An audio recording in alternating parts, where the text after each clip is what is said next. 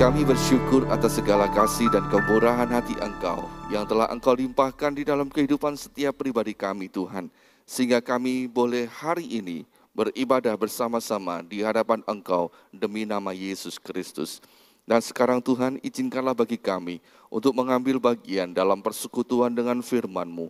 Urapi setiap kami, nyatakan firman-Mu, nyatakan isi hati Engkau di dalam kehidupan setiap pribadi kami.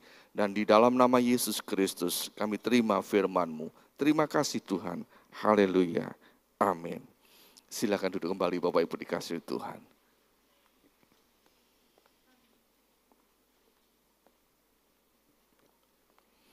Shalom. Bersyukur kepada Tuhan, hari ini Tuhan adakan sekali lagi buat kita sehingga kita boleh beribadah bersama-sama.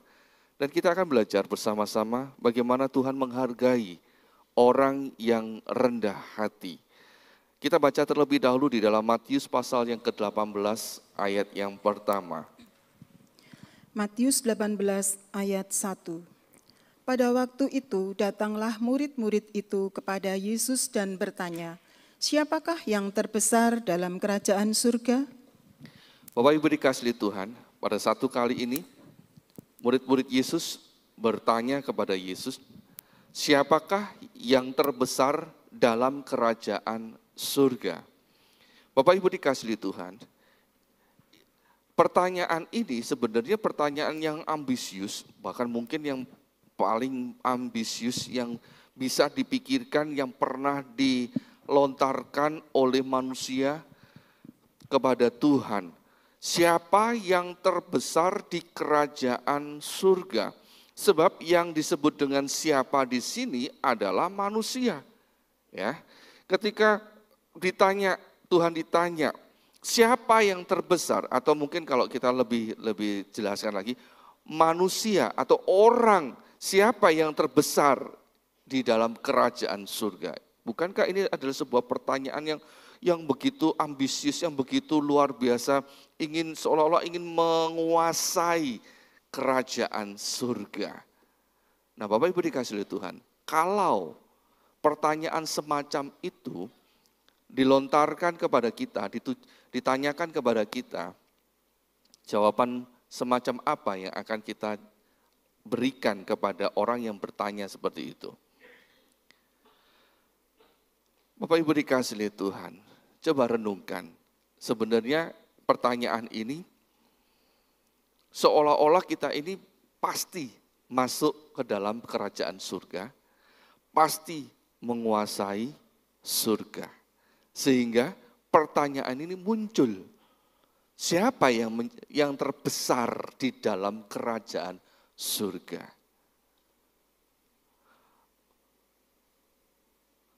Apakah ada orang, setiap kita bisa yakin masuk ke dalam kerajaan surga? Apakah setiap kita yakin masuk ke dalam kerajaan surga dan kemudian kita nggak keluar lagi dari sana, kita menguasai dan memilikinya? Apakah kita yakin? Seyakin apakah kita terhadap keyakinan itu sendiri?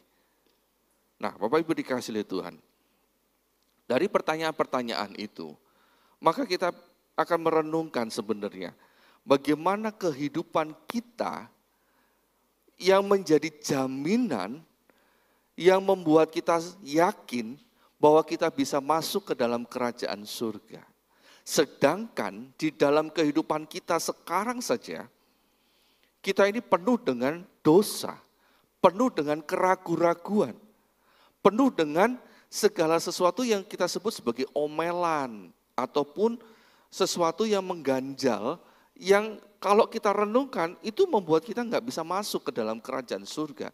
Namun kenapa tiba-tiba ada sebuah pertanyaan, siapa yang terbesar di dalam kerajaan surga? Manusia macam apakah yang menjadi terbesar di dalam kerajaan surga? Bapak Ibu dikasihi Tuhan, pertanyaan ini membuat kita paham bahwa di dalam kehidupan kita manusia, ada orang-orang yang berambisi untuk menguasai dunia ini dan juga untuk menguasai kerajaan surga. Enggak puas kalau cuman hanya menguasai sesuatu, hanya menguasai sesuatu yang kecil saja, hanya merasa dihormati secara lingkup yang kecil saja, tapi ingin lebih, dan lebih. Dan ketahuilah Bapak Ibu dikasihi oleh Tuhan, itulah yang diajarkan oleh dunia. Dunia memang sedang merangsang kita, sedang mendorong manusia untuk memang benar-benar bisa menjadi terbesar di dalam kehidupan umat manusia. Ambil contoh apa yang diajarkan oleh dunia ini. Di dalam Markus pasal 8, ayat yang ke-36 sampai yang ke-37. Markus 8 ayat 36 dan 37.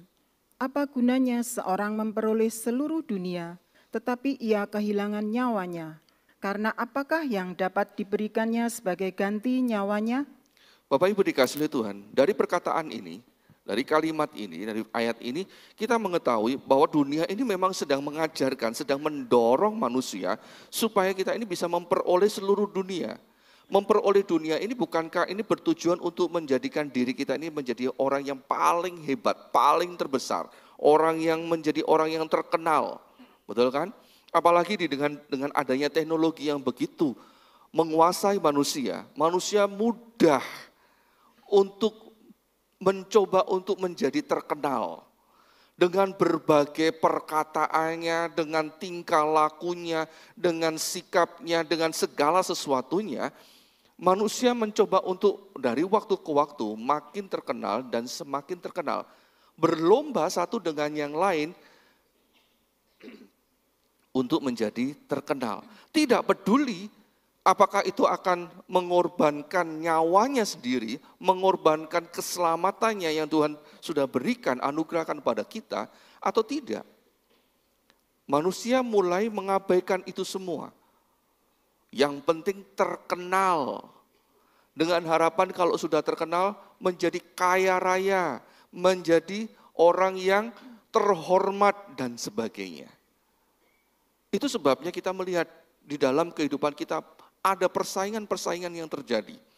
Ada persaingan-persaingan yang terjadi. Di dalam diri kita sendiri, dunia mencoba untuk menimbulkan, menumbuhkan persaingan, rasa persaingan dalam diri kita. Sehingga rasa persaingan itu membuat kita tidak puas. Membuat kita tidak puas. Hari ini kita mendapatkan uang Rp1.000 misalkan. Besok kita akan berpikir bagaimana bisa mendapatkan Rp2.000. 2 hari kemudian kita akan berpikir bagaimana bisa mendapatkan 10.000. Terus berusaha untuk lebih, dan lebih lagi. Dan coba kalau kita melihat di dalam kehidupan kita, masih ingat enggak ketika Bapak Ibu masih muda atau mungkin masih ada anak-anak, saya nggak tahu apakah di dalam zaman sekarang masih terjadi. Tapi kalau di zaman saya dulu waktu masih SD, SMP gitu ya, kalau sudah pakai sepatu yang baru, udah teman-teman itu rasanya nggak suka kalau punya kita ini pakai sepatu baru. Kenalan dulu dong, diinjak lah. Apalagi kalau sepatunya putih, udah rasanya mau marah, tapi gimana? Akhirnya kalau teman kita pakai sepatu baru juga kita balas. Malah kalau kita perlu kita oser-oserin dulu kakinya ke lumpur kemudian share gitu ya. Terus diinjek dengan kuat-kuat. Gitu. Balas dendam. Ya toh? Kalau zaman dulu, enggak tahu zaman sekarang masih ada enggak? Mungkin masih ada. Kalau tetangga kita beli sepeda motor baru, kita enggak mau kalah. Kita lebih beli sepeda motor yang lebih baru lagi, yang lebih canggih lagi, yang lebih mahal lagi. Ya kan? Kalau anak kita nilainya jelek, kita marah. Kemudian kita cari guru les yang paling pintar. Supaya nilainya meningkat, ngalahin dari teman-temannya. Kalau sampai nilainya anak kita ini turun, kita murka. Nah, Bapak Ibu dikasihi Tuhan, Bukankah itu juga sedang mendidik anak kita, mendidik diri kita sendiri untuk masuk ke dalam persaingan untuk menjadi yang terbesar di dalam dunia ini maupun di dalam surga nanti. Di dalam surga pun kita juga berpikir, nanti kalau saya masuk ke dalam kerajaan surga, jabatan saya di surga apa ya? Rumah saya sebagus apa ya? Semewah apa ya? Pernah enggak kita berpikir seperti itu? Bapak Ibu dikasihi Tuhan, apa yang kita pikirkan itu menumbuhkan rasa persaingan yang akhirnya membuat kita terjebak di dalam ambisi-ambisi yang membuat kita hancur di dalam ambisi itu sendiri. Sedangkan kita perlu mengerti, ketika kita ini masuk ke dalam persaingan, apalagi persaingan itu dikuasai, dipengaruhi oleh dosa, yang timbul adalah kekacauan. Coba kita baca di dalam Lukas 9 ayat yang ke-46. Lukas 9 ayat 46. Maka timbullah pertengkaran di antara murid-murid Yesus tentang siapakah yang terbesar di antara mereka. Di dalam Lukas ditulis 2 kali murid-murid Yesus itu bertengkar gara-gara siapa yang terbesar di antara mereka. Siapa yang terbesar di antara mereka? Yang terbesar ini mempengaruhi berbicara segala banyak hal tentang ketenaran, kehebatan, talenta-talenta yang dimilikinya dan sebagainya. Dan Bapak Ibu dikasihi Tuhan, kalau kita renungkan, ternyata gereja pun juga memiliki kecenderungan seperti itu. Siapa yang terbesar? Siapa yang terhebat? Siapa yang mampu mempengaruhi orang lebih banyak dengan segala sesuatu yang bisa disodorkan oleh gereja. Tapi ketika kita merenungkan itu semua, coba kita renungkan apa yang timbul dari persaingan itu. Bukankah yang timbul dari persaingan itu adalah pertengkaran? Pertengkaran yang membawa kepada kekacauan, bukan membawa kepada kedamaian. Nah, coba renungkan pertanyaan ini. Apa gunanya menjadi yang terbesar namun kehilangan ketenangan dan damai sejahtera? Apa gunanya kita bisa menjadi yang terbesar, namun kehilangan ketenangan dan damai sejahtera? Bapak Ibu dikasihi Tuhan, apa gunanya kalau kita ini bisa menjadi yang terbesar, namun kita kehilangan teman dan keluarga? Apa gunanya kita menjadi yang terbesar kalau kehilangan Tuhan kita? Apa gunanya? Kita bisa menjadi orang kaya, kita bisa menjadi orang tenar, kita bisa dikagumi, punya fans, punya penggemar yang begitu banyak, orang hormat, orang mengeluh-ngeluhkan kita. Namun sesungguhnya kita ini adalah orang yang kesepian. Apa gunanya itu semua terjadi dalam hidup kita? Kita memiliki kekayaan yang begitu banyak, memiliki begitu pengaruh, begitu besar, namun sesungguhnya kita sendirian. Apa gunanya? Apa gunanya kita kesepian di dalam dunia ini? Meskipun kita bergelimpangan dengan segala ketenaran, segala harta, dan dengan segala apa yang kita cita-citakan. Orang memandang kita hebat, orang memandang kita luar biasa, orang iri kepada kita. Namun sesungguhnya kita justru iri kepada orang lain yang kelihatannya sederhana namun memiliki keluarga yang harmonis. Yang kelihatannya sederhana namun hidupnya penuh dengan tawa, penuh dengan sukacita.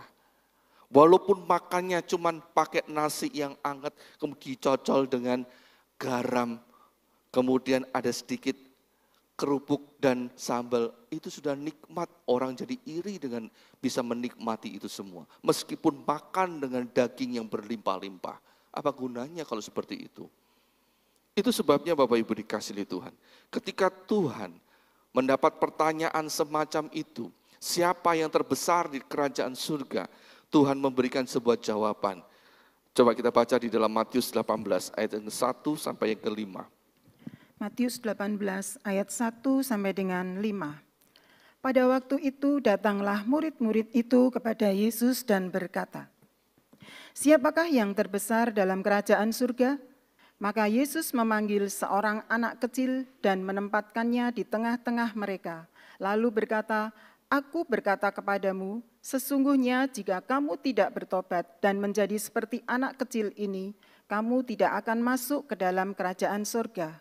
Sedangkan barang siapa merendahkan diri dan menjadi seperti anak kecil ini, dialah yang terbesar dalam kerajaan surga.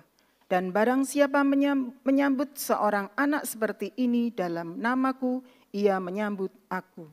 Nah, Bapak Ibu dikasihi Tuhan, sambil memanggil dan menempatkan seorang anak kecil, Tuhan Yesus menjelaskan tentang hal siapa yang terbesar di kerajaan surga. Anak kecil yang dipanggil oleh Tuhan Yesus, kalau di dalam bahasa aslinya menggunakan kata paidion. Paidion ini kalau kita lihat di dalam terjemahan lama, diterjemahkan kanak-kanak. Kalau lihat di dalam Kamus Besar Bahasa Indonesia, kanak-kanak itu diperkirakan usianya antara 2 tahun sampai yang 6 tahun.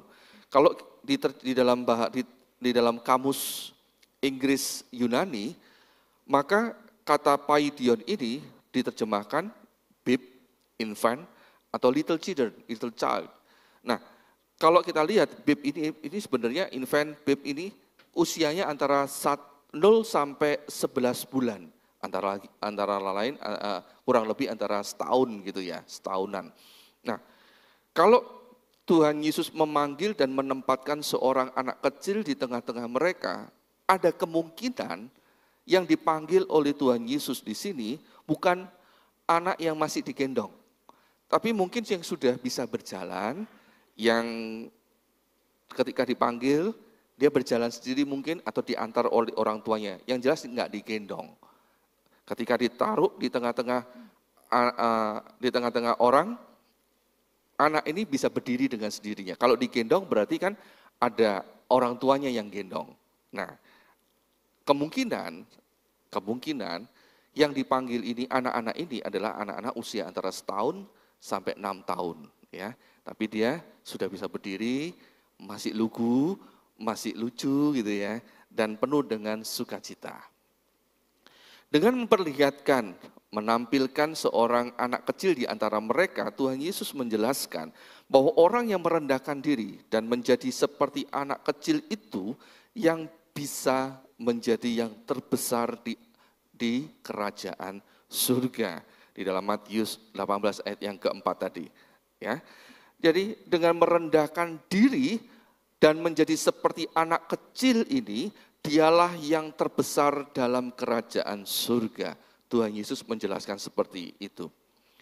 Namun kalau kita lihat sekilas, apa yang ditanyakan oleh murid-murid Yesus dengan apa yang dijawab, apa yang dijelaskan oleh Tuhan Yesus, rasanya nggak nyambung gitu.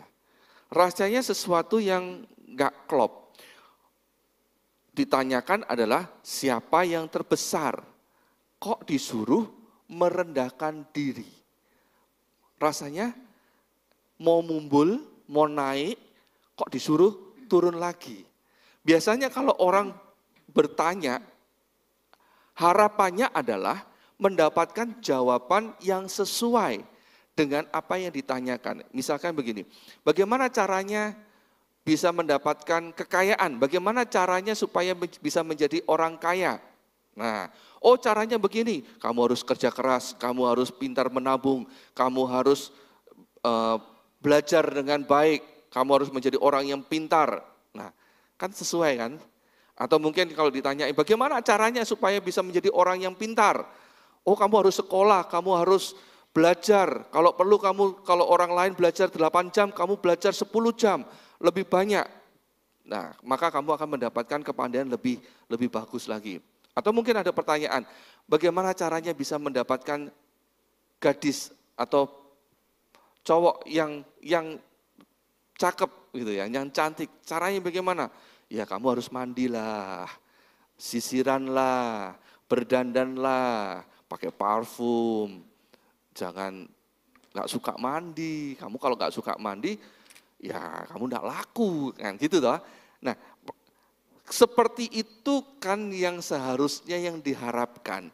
Ketika murid-murid Yesus bertanya, siapa yang terbesar? Maka jawabannya mungkin Harapannya adalah, oh kamu, atau mungkin oh orang yang punya talenta yang besar, oh orang yang kaya, dan sebagainya.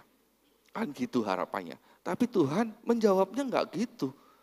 Tuhan Yesus justru jawabnya begini, yang merendahkan diri, itulah yang bisa menjadi terbesar. Kok aneh? Harusnya kan didukung ambisinya untuk menjadi yang terbesar. Tapi seolah-olah Tuhan enggak dukung. Tuhan enggak dukung ambisi dari murid-murid Yesus ini. Tuhan justru mau, udahlah ngapain kamu berpikir tentang siapa yang menjadi yang terbesar. Coba deh, kamu merendahkan diri dulu lah. Bisa enggak? Baru berpikir menjadi yang terbesar. Kan seolah-olah berpikir begitu. Nah, Bapak Ibu dikasih oleh Tuhan. Kadang-kadang kita enggak mengerti apa yang menjadi pemikiran dari Tuhan. Kita enggak bisa nyambung. Kenapa kita enggak nyambung? Karena hidup kita, pikiran kita seringkali dikuasai oleh dosa. Seringkali dikuasai oleh ambisi yang membuat dosa itu semakin bersukacita hidup di dalam diri kita. Itu sebabnya kita enggak ngerti maksud dari Tuhan. Tetapi ketika kita mau merendahkan diri di hadapan Tuhan, mulailah kita paham apa yang menjadi maksud Tuhan. Dan supaya kita bisa mengerti apa yang menjadi maksud dari Tuhan ini. Coba kita lihat dari Lukas 18 ayat 9 sampai yang ke-14. Kita baca ini. Lukas 18 ayat 9 sampai dengan 14. Dan kepada beberapa orang yang menganggap dirinya benar dan memandang rendah semua orang lain, Yesus mengatakan perumpamaan ini. Ada 2 orang pergi ke bait Allah untuk berdoa, yang seorang adalah Farisi dan yang lain pemungut cukai. Orang Farisi itu berdiri dan berdoa dalam hatinya begini, "Ya Allah, aku mengucap syukur kepadamu, karena aku tidak sama seperti semua orang lain, bukan perampok, bukan orang lalim, bukan pezinah, dan bukan juga seperti pemungut cukai ini. Aku berpuasa 2 kali seminggu, aku memberikan 1/10 dari segala penghasilanku. Tetapi pemungut cukai itu berdiri jauh-jauh, bahkan ia tidak berani menengadah ke langit, melainkan ia memukul diri dan berkata, 'Ya Allah, kasihanilah aku orang berdosa ini.' Aku berkata kepadamu, orang ini pulang ke rumahnya sebagai orang yang dibenarkan Allah dan orang lain itu tidak. Sebab barang siapa meninggikan diri, ia akan direndahkan, dan barang siapa merendahkan diri, ia akan ditinggikan." Bapak Ibu dikasih oleh Tuhan. Coba perhatikan apa yang dikatakan oleh Tuhan Yesus dari Lukas 18 ini. Apakah kita bisa mendapati bahwa Tuhan sesungguhnya terpesona dengan jabatan dan kekayaan dari orang-orang yang datang kepadanya? Apakah Tuhan itu terpesona dengan pelayanan dan kehebatan dari orang-orang itu? Apakah Tuhan terpesona dengan dosa dan kejahatan yang dilakukan oleh orang-orang ini? Enggak. Tuhan tidak terpesona, Tuhan tidak kagum dengan segala jabatan dan kekayaan dari orang-orang ini. Juga Tuhan tidak terpesona dan kagum dengan pelayanan dan kehebatan dari orang-orang ini. Apalagi menyukai dosa dan kejahatan mereka. Tidak. Tetapi mereka mendapatkan kemurahan dari Tuhan karena mereka mau merendahkan diri di hadapan Tuhan. Tuhan suka orang yang merendahkan dirinya di hadapannya. Ajaran merendahkan diri ini bukan berarti ajaran untuk kita ini menyakiti diri sendiri. Jangan salah. Juga jangan salah berpikir bahwa kalau begitu, kalau merendahkan diri, sudahlah kalau gitu nggak perlu meningkatkan diri sendiri. Nggak perlu memberikan, nggak perlu meningkatkan, nggak perlu belajar lebih baik lagi. Nggak perlu menjadi orang yang pintar, tidak perlu menjadi orang yang kaya, tidak perlu menjadi orang yang hebat. Jangan salah, tidak seperti itu. Tetapi Tuhan ingin di tengah-tengah kita ini memiliki potensi-potensi yang hebat, yang terus ditambah, terus ditingkatkan sampai kepada batas maksimalnya. Kemudian kita menyerahkan semua kepada Tuhan dengan menyadari bahwa sesungguhnya semuanya itu adalah anugerah dari Tuhan. Dan dengan kita merendahkan diri, kita menyadari bahwa sesungguhnya segala potensi yang ada di dalam diri kita, entah itu kekayaan, entah itu kepandaian, entah itu kehebatan, ketenaran dan sebagainya, itu semua adalah anugerah. Dengan kita merendahkan diri, maka kita bisa mempermuliakan Tuhan. Dan ketika kita datang dengan kerendahan hati kita, maka apa yang kita persembahkan itu akan diterima oleh Tuhan. Jadi sekali lagi Bapak Ibu dikasih oleh Tuhan, jangan berpikir, ya sudah kalau gitu begini-begini sajalah. Kan yang penting merendahkan diri. Itu bukan merendahkan diri, tetapi itu sudah putus asa. Itu sikap putus asa dan menyakiti diri sendiri. Tuhan gak suka dengan orang yang seperti itu. Tapi di tengah-tengah kita memiliki kemampuan, terus tingkatkan untuk kemuliaan Tuhan. Dan begitu nanti kita begitu kita memberikan persembahan-persembahan diiringi dengan kerendahan hati, maka setiap persembahan kita itu akan diterima oleh Tuhan sebagai kebenaran di hadapannya. Dan orang benar itu mendapatkan berkat istimewa di pemandangannya. Nah, Bapak Ibu dikasih oleh Tuhan, orang yang rendah hati disukai oleh Tuhan. Tuhan yang kita sembah itu bukan yang membenci kepada kepintaran ataupun kekayaan. Sekali lagi tidak. Tuhan tidak membenci orang kaya, Tuhan tidak membenci orang pandai, Tuhan juga tidak membenci orang tenar. Bahkan sesungguhnya Tuhan ingin memberkati setiap pribadi kita dengan kekayaan, dengan kepandaian, dengan segala sesuatu yang kita butuhkan. Sehingga kita bisa hidup mempermuliakan Tuhan. Hidup tidak kekurangan. Bahkan ada ayat yang mengatakan, engkau tidak akan meminjam, tetapi engkau akan meminjami. Engkau tidak akan berhutang, tetapi engkau akan memberi hutang kepada orang. Bukankah itu berbicara tentang bagaimana Tuhan akan memperkaya hidup kita? Tetapi kalau kita hidup di dalam kesombongan, keangkuhan, kecongkaan hidup, maka segala sesuatu yang diberikan kepada kita, justru kita akan pakai untuk melawan Tuhan. Dan Tuhan gak suka itu. Tuhan benci kepada orang-orang yang menyombongkan dirinya. Ketika Tuhan melihat orang-orang yang mulai menyombongkan dirinya, mulai berebut kehormatan, Tuhan gerah. Tuhan gak suka. Coba baca ini. Lukas 14 ayat 7 sampai yang ke-11. Lukas 14 ayat 7 sampai dengan 11. Karena Yesus melihat bahwa tamu-tamu berusaha menduduki tempat-tempat kehormatan, ia mengatakan perumpamaan ini kepada mereka. Kalau seorang mengundang engkau ke pesta perkawinan, janganlah duduk di tempat kehormatan, sebab mungkin orang itu telah mengundang seorang yang lebih terhormat daripadamu, supaya orang itu yang mengundang engkau dan dia jangan datang dan berkata kepadamu, berilah tempat ini kepada orang itu. Lalu engkau dengan malu harus pergi duduk di tempat yang paling rendah. Tetapi apabila engkau diundang, pergilah duduk di tempat yang paling rendah. Mungkin tuan rumah akan datang dan berkata kepadamu, sahabat, silakan duduk di depan. Dan dengan demikian engkau akan menerima hormat di depan mata semua tamu yang lain. Sebab barang siapa meninggikan diri, ia akan direndahkan, dan barang siapa merendahkan diri, ia akan ditinggikan. Nah, Bapak Ibu dikasih oleh Tuhan, lihat. Orang kalau berebut kehormatan, Tuhan jadi gak suka, jadi gerah. Kemudian Tuhan menegur. Teguran ini sebenarnya bukan teguran kebencian. Bukan karena Tuhan iri, orang itu berebut kemuliaan, berebut kehormatan. Tuhan sebenarnya gak iri. Tuhan juga gak berusaha untuk merampas kehormatan yang seharusnya dimiliki dan diterima oleh seseorang. Tuhan gak seperti itu.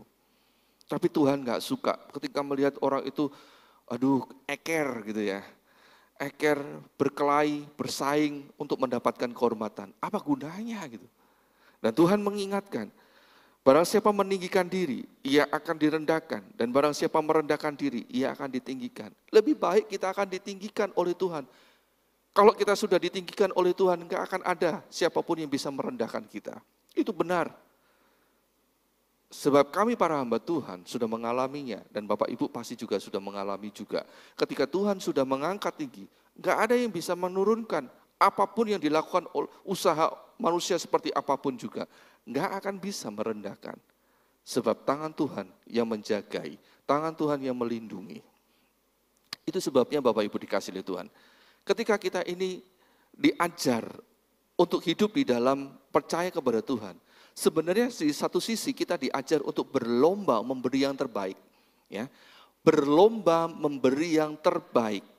Tapi di tengah-tengah perlombaan memberi yang terbaik itu kita harus ingat selalu bahwa Tuhan membenci kesombongan. Itu sebabnya Tuhan pernah mengajarkan, kalau engkau memberikan persembahan dengan menggunakan tangan kanan, tangan kirimu jangan tahu. Artinya, udahlah, jangan diumbar segala apa yang sudah kita lakukan. Orang lain tidak menghargai apa yang sudah kita perbuat, tetapi Tuhan tetap akan menghargainya. Tuhan akan memperhitungkannya. Kalau kita ini marah dengan apa yang diperlakukan oleh manusia, kita bisa kehilangan berkat yang seharusnya kita terima. Tetapi kalau kita belajar merendahkan diri kita di hadapan Tuhan, sekalipun kita tidak dihargai oleh manusia, Tuhan akan melipat gandakan berkat itu di dalam kehidupan kita.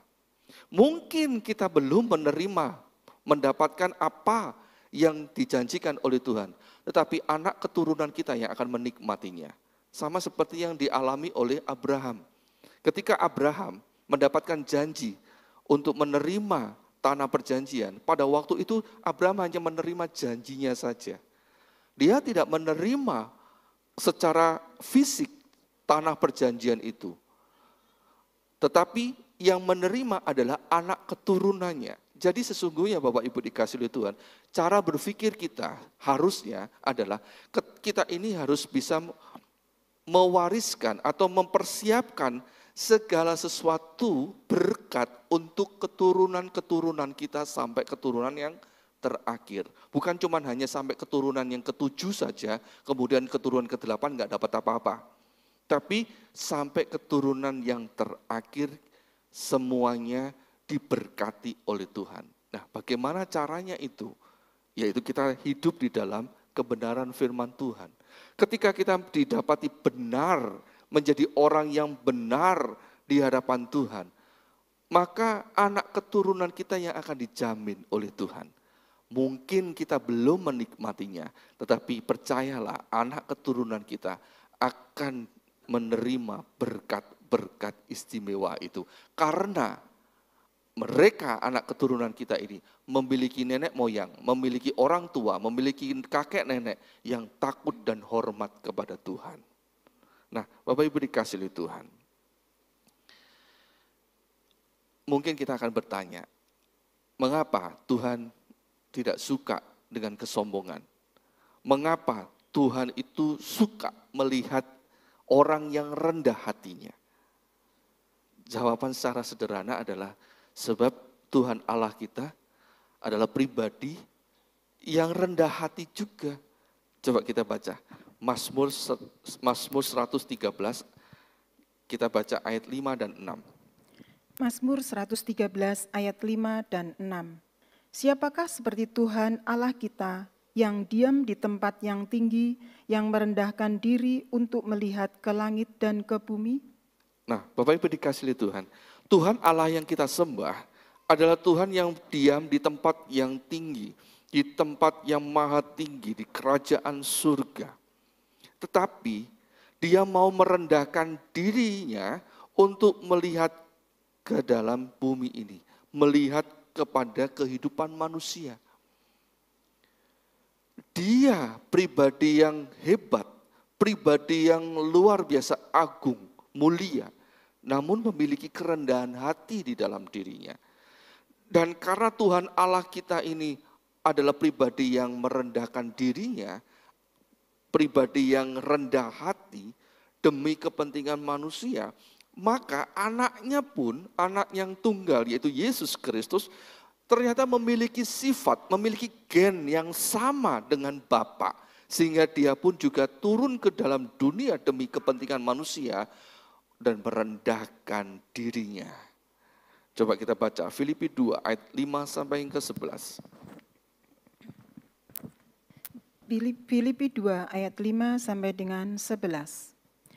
Hendaklah kamu dalam hidupmu bersama menaruh pikiran dan perasaan yang terdapat juga dalam Kristus Yesus, yang walaupun dalam rupa Allah tidak menganggap kesetaraan dengan Allah itu sebagai milik yang harus dipertahankan, melainkan telah mengosongkan dirinya sendiri dan mengambil rupa seorang hamba dan menjadi sama dengan manusia. Dan dalam keadaan sebagai manusia, ia telah merendahkan dirinya dan taat sampai mati, bahkan sampai mati di kayu salib. Itulah sebabnya Allah sangat meninggikan dia dan mengaruniakan kepadanya nama di atas segala nama, supaya dalam nama Yesus bertekuk lutut segala yang ada di langit dan yang ada di atas bumi dan yang ada di bawah bumi, dan segala lidah mengaku Yesus Kristus adalah Tuhan bagi kemuliaan Allah Bapa. Nah, Bapak Ibu dikasih oleh Tuhan. Bapak adalah pribadi yang penuh kerendahan hati. Ternyata Tuhan Yesus, Sang Anak, Sang Putra, ternyata juga memiliki gen yang sama, yaitu memiliki kerendahan hati di dalam dirinya. Dan di dalam kerendahan hatinya, kita bisa melihat pribadi Bapa di dalam surga yang begitu rendah hati. Tuhan Yesus, Kristus Yesus, dia tidak menganggap keserupaannya dengan Allah itu sebagai sesuatu yang perlu dipertahankan, namun dia melepaskannya dan mengambil rupa sebagai manusia, menjadi sama seperti kita semua, menjadi sama seperti kita manusia, dan kemudian melayani seperti seorang hamba melayani. Nah, Bapak Ibu dikasih oleh Tuhan, karena apa yang dilakukan oleh Tuhan Yesus itu, Bapak berkenan, Bapak suka, sehingga Yesus Kristus diangkat tinggi, melampaui segala yang bisa dipikirkan dan dibayangkan oleh manusia. Sekalipun ada orang-orang yang tidak suka dengan Tuhan Yesus, enggak peduli. Keputusan dari Bapak tidak bisa diubah. Keputusan dari Bapak tidak bisa diganggu gugat. Bapak tetap meninggikan karena kualitas dari Kristus itu benar-benar sudah sesuai dengan keinginan dari Bapak. Dan kualitas dari Kristus itu benar-benar sesuai dengan sifat dan karakter dari Bapak. Sehingga Tuhan Yesus benar-benar diangkat tinggi. Nah, Bapak Ibu dikasih oleh Tuhan, sekarang yang menjadi pertanyaannya adalah, apakah benar kita ini adalah anak-anak dari Bapa? Anak-anak dari Bapa di dalam kerajaan surga. Kalau memang benar kita ini adalah anak dari Bapa, pasti ada gen yang sama. Ada gen yang sama, ada sifat yang sama. Yaitu sifat merendahkan diri. Rendahkan diri, bukan rendah diri ya. Kalau rendah diri itu minder. Merendahkan diri berarti kita ini sengaja untuk hidup di dalam kerendahan hati, gitu lah. Ya, beda rendah diri dengan merendahkan diri. Ketika kita ini memiliki kerendahan hati, maka kita akan melayani seperti Kristus melayani. Sebab di dalam ayat yang kelima dari Filipi 2 ini ada nasihat. Hendaklah kamu dalam hidupmu bersama, hendaklah kamu dalam hidupmu menaruh pikiran dan perasaan yang terdapat juga di dalam Kristus Yesus. Apa yang dirasakan oleh Kristus? Yaitu dia merendahkan diri. Dan di dalam kerendahan hatinya, dia melayani sesama manusia. Dia melayani kita sampai kepada matinya. Dia tetap melayani. Nah, Bapak Ibu dikasih oleh Tuhan. Ketika prinsip ini kita bisa pegang, kita bisa mengerti, maka damai sejahteralah keluarga kita. Sebab kita nggak akan ayel-ayelan di dalam keluarga, suami dengan istri nggak akan bertengkar. Siapa yang lebih berkuasa di dalam keluarga? Siapa yang berhak memutuskan di dalam keluarga? Meskipun suami itu adalah kepala rumah tangga, istri juga bisa berkata, saya kan leher. Nah, seperti yang pernah diajarkan, yang pernah diceritakan oleh seorang lause, seorang guru dari istri saya di negeri Tiongkok sana.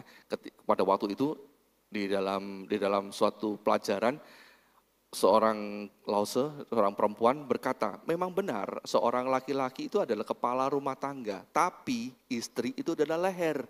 Artinya, kepala ini tidak akan pernah bisa bergerak kalau lehernya nggak menggerakkan. Jadi siapa yang lebih berkuasa? Kepala atau leher? Kan gitu. Akhirnya siapa yang akan menjadi menang-menangan? Siapa yang lebih hebat? Nah, Bapak Ibu dikasih oleh Tuhan, kalau kita ini punya prinsip seperti yang diprinsipkan oleh Tuhan, merendahkan diri, nggak akan terjadi persaingan di dalam keluarga. Keluarga kita akan damai sejahtera. Karena kita akan belajar saling mengalah, belajar untuk saling mengasihi di dalam kerendahan hati kita. Di dalam gereja pun juga demikian. Tidak akan terjadi persaingan. Tidak akan terjadi berkata begini, aku lagi yang pelayanan. Kenapa orang itu enggak pelayanan sih? Kenapa enggak ditunjuk pelayanan? Kenapa aku terus yang pelayanan? Kita enggak akan pernah ngomel seperti itu. Tapi kita akan dengan sukacita, aku adalah hamba Tuhan yang melayani Tuhan di dalam kerendahan hati, sama seperti Kristus melayani. Oke, dilayani. Aku mau melayani. Kan gitu. Kita juga enggak akan berkata, duit lagi. Persembahan lagi. Enggak, kita enggak akan berkata begitu. Kita akan berkata, ini adalah anugerah, ini adalah kesempatan untuk bisa aku memberikan. Kapan lagi aku bisa memberikan persembahan? Ingat Bapak Ibu dikasih oleh Tuhan, ada satu saat nanti, uang kita enggak akan laku di gereja. Loh. Wah, sombong banget gereja. Bukan sombong. Tapi karena memang enggak benar-benar akan ditolak. Benar-benar enggak laku. Benar-benar enggak bisa dipakai untuk pembangunan gereja, untuk pekerjaan Tuhan. Karena sudah waktunya antikristus yang berkuasa. Kalau antikristus yang berkuasa, uang kita enggak berlaku di gereja. Uang kita enggak berlaku di gereja.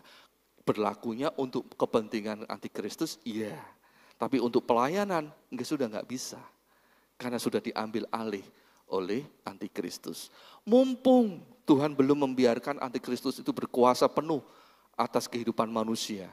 Ayo, kita sama-sama melayani dengan sukacita, dengan semangat, dengan antusias di dalam kerendahan hati kita kepada Tuhan. Nah, Bapak Ibu dikasih oleh Tuhan. Ketika kita ini bisa memiliki gennya Tuhan, memiliki sifat dan karakternya Tuhan, kita akan bangga. Ketika kita diakui sebagai anak Tuhan. Bapak Ibu dikasih oleh Tuhan, beberapa hari yang lalu, ada saudara dari Mami, almarhum dari Mami meninggal dunia. Saya sebenarnya nggak terlalu kenal dengan mereka, karena memang nggak pernah kumpul gitu ya, jadi enggak tahu. Ya karena sama-sama tahu bahwa ini masih saudara dari Mami, maka saya datang.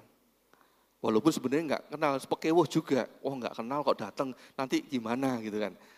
Ketika datang, disambut ternyata, kenal ternyata, dari Madiun ya?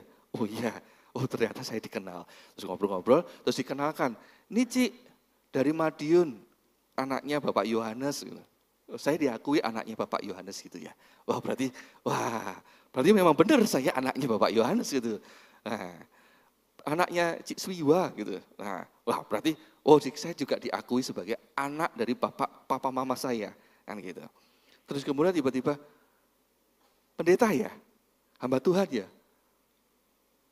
Saya kaget juga. Loh, kok tahu kalau saya pendeta? Tidak ada loh tulisan saya pendeta. Saya pakai baju putih, bawahnya hitam, sama seperti yang lainnya.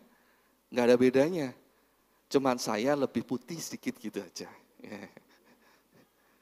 Nah, ketika itu tiba-tiba yang keluarga dari almarhum berkata, pendeta ya, hamba Tuhan ya? Oh iya, Saya ngomong, iya.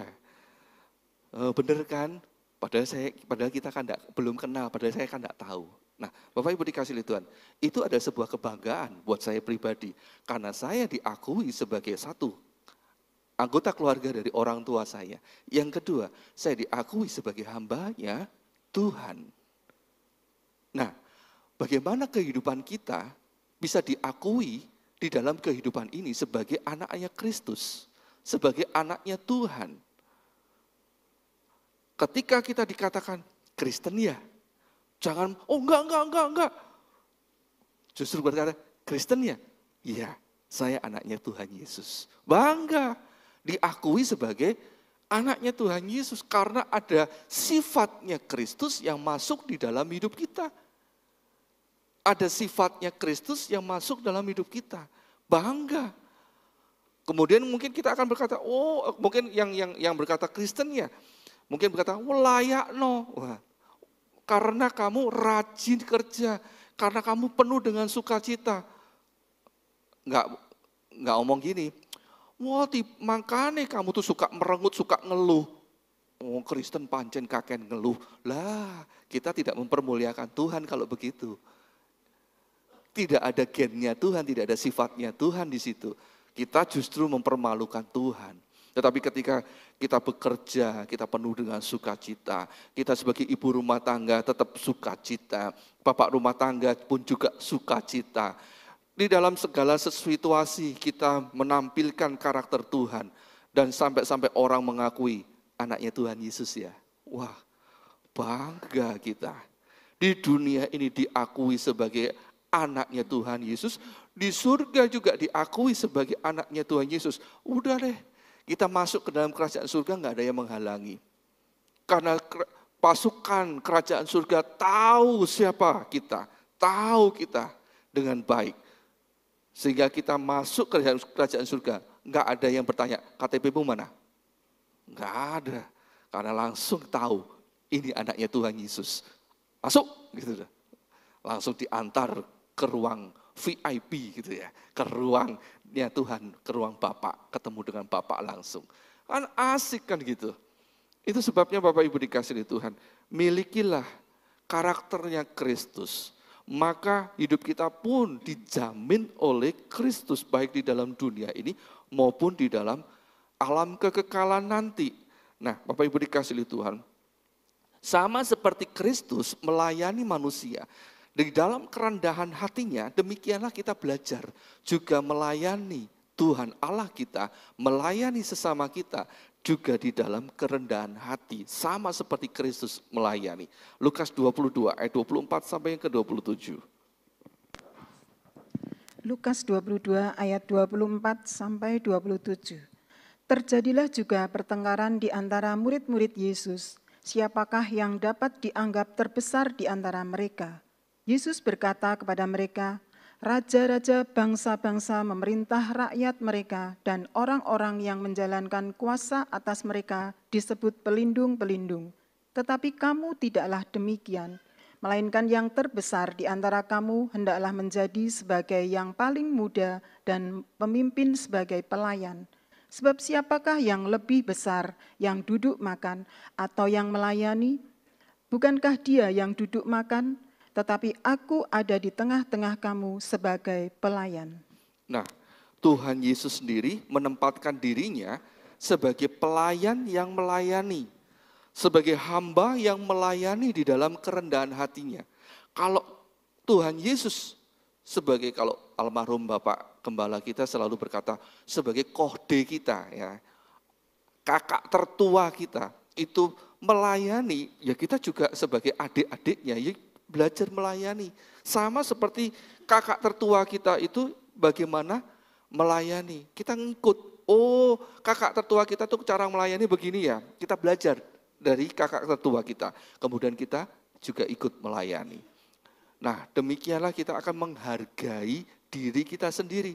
Nah Bapak Ibu dikasih oleh Tuhan, ini ada sesuatu prinsip yang mungkin sulit diterima oleh dunia. Tetapi inilah prinsip yang harus kita pahami ketika kita ini belajar tentang karakter Kristus. Ketika kita ini merendahkan diri kita, melayani di dalam kerendahan hati kita, pada waktu itu sesungguhnya kita sedang menghargai diri kita sendiri. Ini prinsip yang sulit dipahami oleh dunia. Sebab kalau dunia pasti mengajarkan, kalau ingin dihargai dunia, kalau ingin dihargai oleh manusia, maka kita harus menunjukkan kualitas kita sebagai orang yang hebat. Kan begitu ya. Seperti itu kan yang diajarkan oleh dunia. Tapi Kristus mengajarkan sesuatu yang berbeda. Kalau ingin menghargai diri kita sendiri, lakukan dalam kerendahan hati. Sebab dengan kita melakukan dengan kerendahan hati, melayani dengan kerendahan hati, pada saat itulah sedang kita menghargai diri kita sendiri. Nah, Bapak Ibu dikasihi Tuhan, sebab apa yang dikatakan oleh Tuhan Yesus, yang terbesar di antara kita hendaklah menjadi sebagai yang paling muda dan pemimpin sebagai pelayan. Kita belajar untuk melakukan kebenaran firman Tuhan itu dengan sukarela, dengan sukacita, maka kita akan mendapati diri kita benar-benar disayang oleh Tuhan.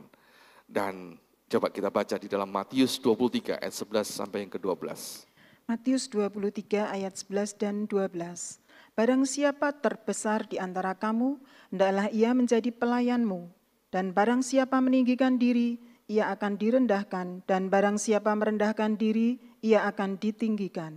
Nah, ketika kita melayani di dalam kerendahan hati, kita sedang menghargai diri kita sendiri, maka kita tidak akan pernah direndahkan oleh Tuhan.